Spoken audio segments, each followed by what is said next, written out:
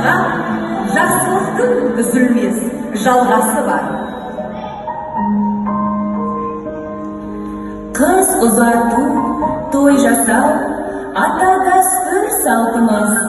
Жақсылықты тілейміз, тойға келген жалпымыз.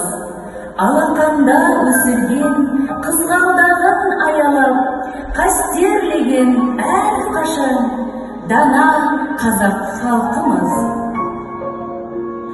Жолығып жолға түспек жастар жаны, ата-ананың орындалар бастар маңы. Берік боп жаңа шаңырақ іргетасы, бұлтсыз ашық болсын аспандары. Өсірген қыздары ғой гүлге балап, міне бүгін қақпақшы күнге қанат. Тыңдайықшы қызымыздың жүрек үнін, бар екен бізге айтар сыр аманат.